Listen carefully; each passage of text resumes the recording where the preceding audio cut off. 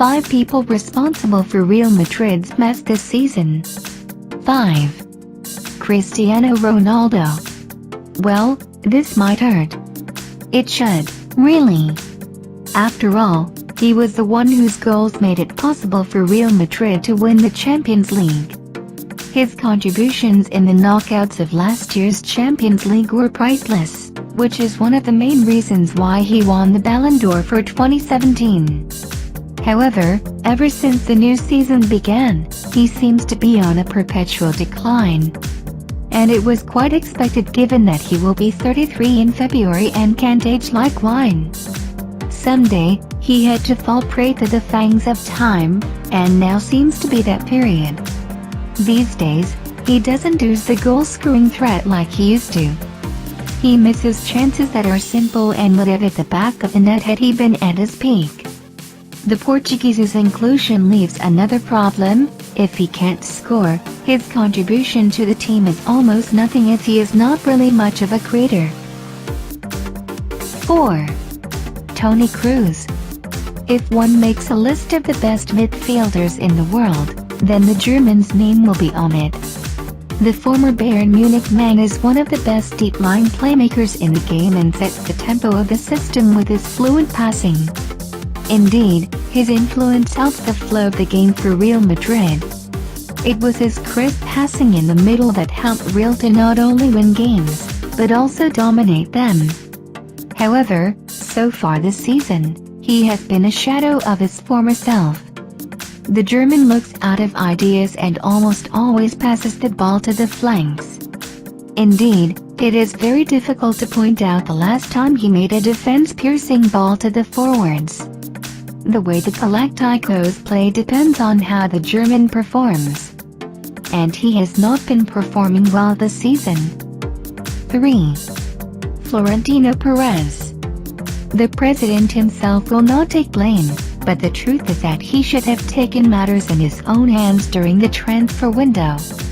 At one point in time, the construction magnate was criticized for exerting more power than required.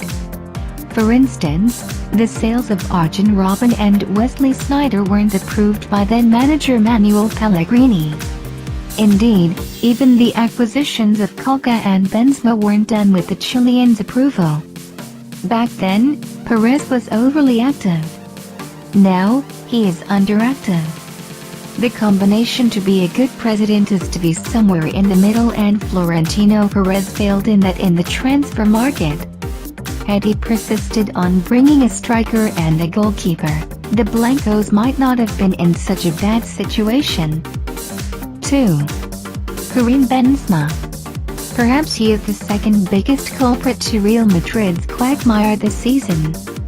He has undoubtedly been the worst player of the club this season, and there seems to be no redemption for the Frenchman. Even last season wasn't all that great for the Frenchman. Apart from that one move against Atletico Madrid in the semi-final, he was below par for most of last season as well. This was why Alvaro Morata left, as he saw the clear preference for the Frenchman over him. The fact that Benzema has lasted at the club for so long is an incredible achievement.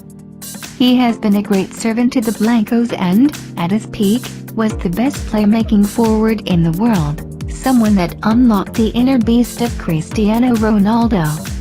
Right now, however, those playmaking skills have also faded, and his ability to miss sitters has also increased exponentially.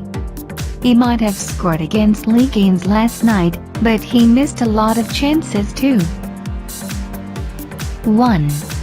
Zinedine Zidane. I am responsible for this, I'm the coach. So I must find solutions. I must take on the situation. I will keep always fighting, keep working, try and look for things to make the team better. Nothing more. I don't regret leaving out players. Some players needed to rest. On paper this was a competitive team, then in the first half no, we did not compete. In the end the result is logical, as the opponent played their game and we did not, Zidane said.